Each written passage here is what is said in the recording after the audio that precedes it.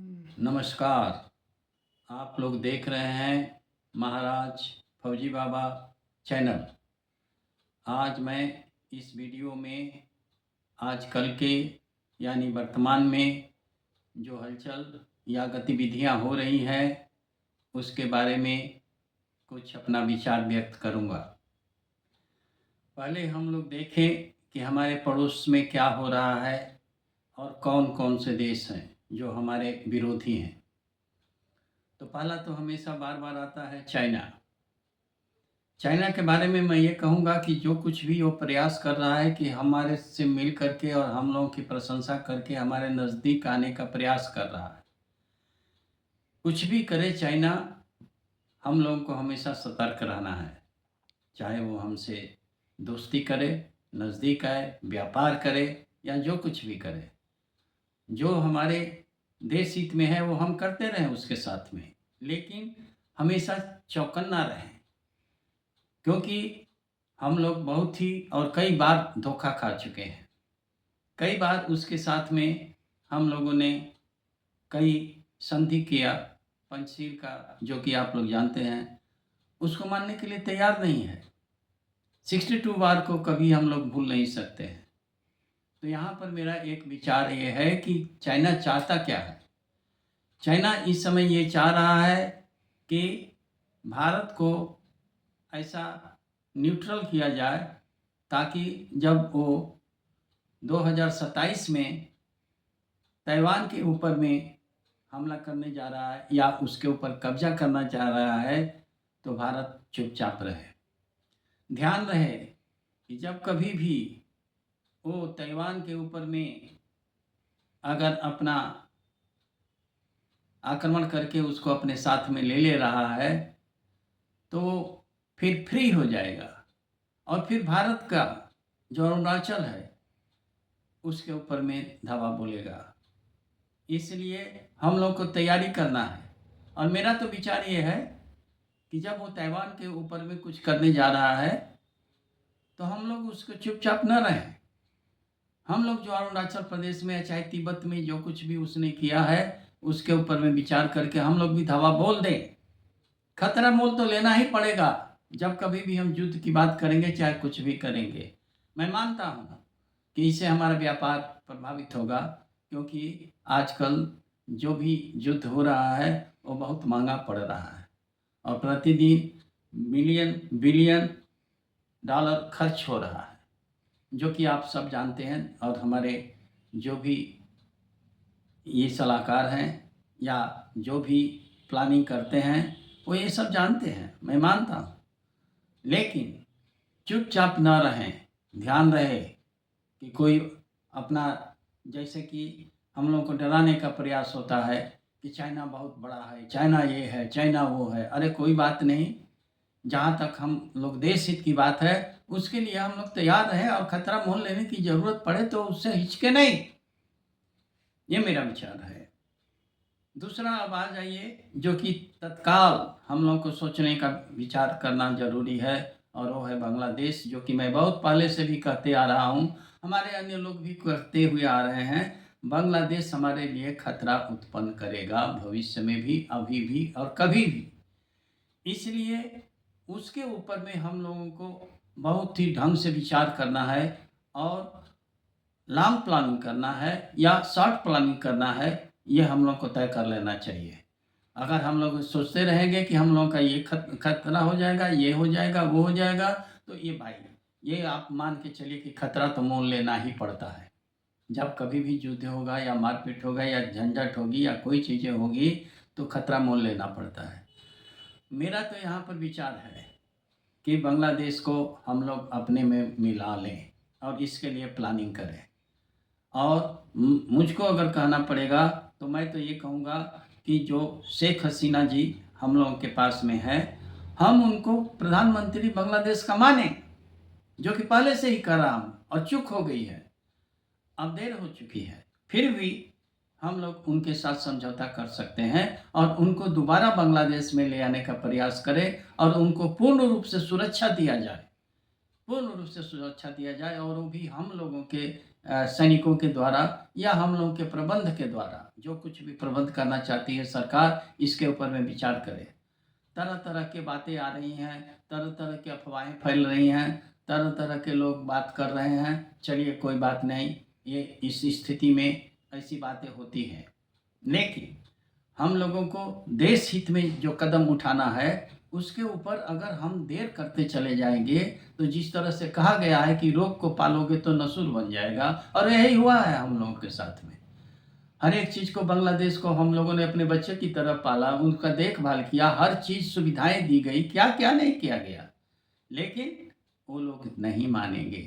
और भविष्य में भी हम लोगों को इसे शिक्षा लेनी चाहिए कि क्या हम लोग किसी विचारधारा के साथ समझौता कर सकते हैं, तो उस विचारधारा के ऊपर में गंभीरता से ही नहीं विचार किया जाए। इतिहास भी देखा जाए कि इस विचारधारा के लोगों ने क्या किया है हम लोग के साथ, या कहीं पे भी किसी देश में क्या किया है, इसके ध्यान में रख करके ही हम लोग अपना संबंध अपने पड़ोसी, स्पेशली बांग्लादेश, क्योंकि अन्य पड़ोसी थोड़ा बहुत करते हैं तो दिक्कत नहीं होती है, लेकिन बांग्लादेश, जैसा कि मैं कहता हूँ कि अगर भारत शरीर है तो बांग्लादेश उसका पेट है, और पेट दर्द करेगा या पेट में किसी तरीके की गड़बड़ी उत्पन्न होगी तो पूरा देश जो है कि नहीं प्रभावित होगा, जो कि अभी हो रहा है, अभी देखने का है। सभी लोग जो है ये करते जाएं, तो हम लोग कब तक इसके ऊपर में विचार करते रहें। ठीक है, जो प्लानर है या प्लानिंग करने वाले हैं या जो भी देश हित में कुछ कदम उठाना चाहते हैं तो सोच समझ करके उठाएंगे, ज़रूर उठाएंगे, लेकिन उचित समय पर उचित कार्रवाई की जाती है तो उसका फल अच्छा होता है। जैसा कि मैं बार बार कह रहा हूँ, अभी भी दोहरा दे रहा हूँ कि हम लोगों के साथ जब वो आई थी उसी समय हम लोगों को कुछ कदम उठा लेना चाहिए था। अब देर हो चुकी है, फिर भी देर हमेशा नहीं होती है, अपना प्लान करके हम लोग देखें।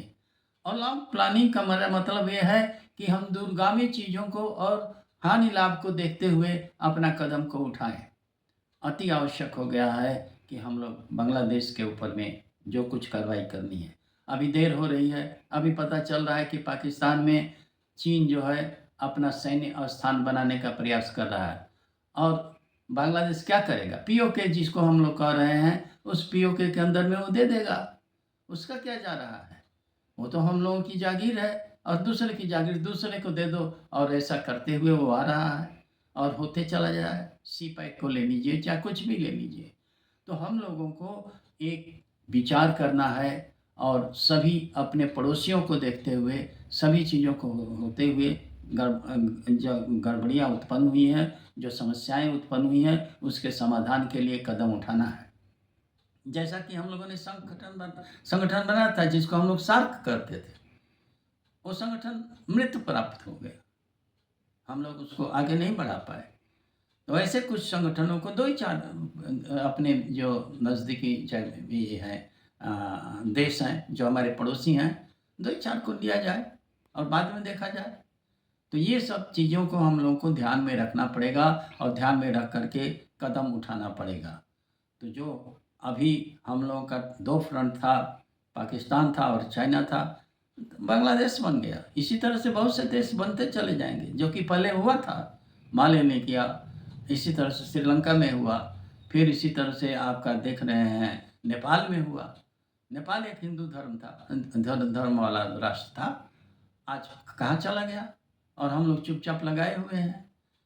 तो हम लोगों को क्या करना चाहिए, आंतरिक दृष्टिकोण से और बाह्य दृष्टिकोण से उसके ऊपर में इंतजार न करें, विचार करके शीघ्रातिशीघ्र कदम जो है कि नहीं बढ़ाएं और उसको लागू करने का प्रयास करें।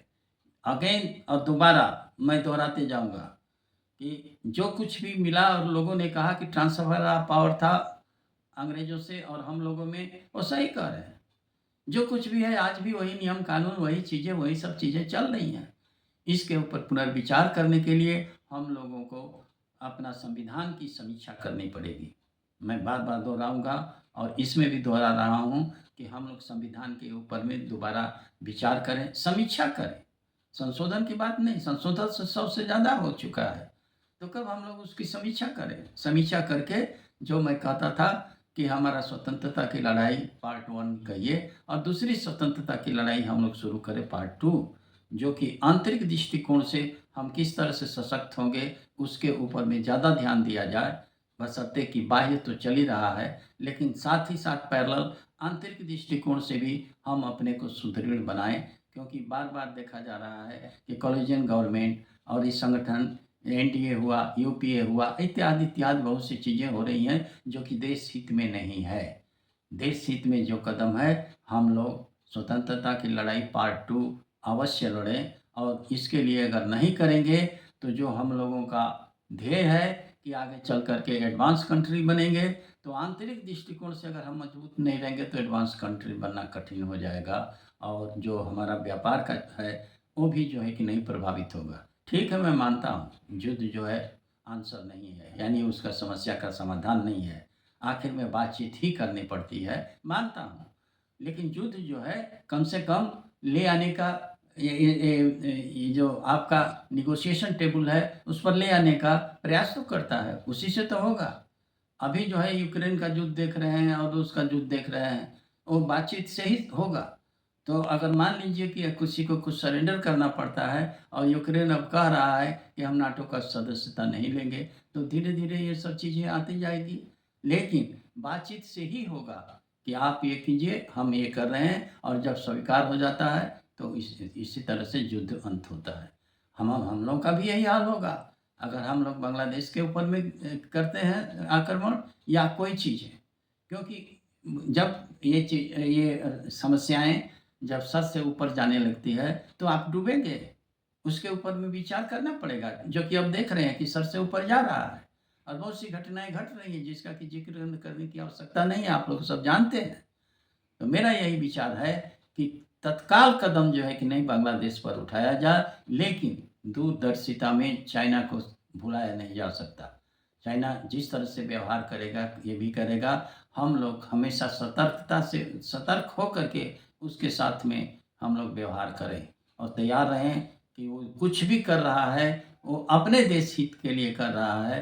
चाहे वो हमारी बड़ाई कर रहा है, प्रशंसा कर रहा है, या कोई सुविधा प्रदान कर रहा है, ठीक है, किया जाए, लेकिन देश हित को ना भूला जाए, क्योंकि वो लोग जो है हमेशा अपना देश हित देखते हैं, और हम लोग को बेवकूफ़ बनाते हैं, और हमारी उदारता का फ़ायदा उठाते हैं।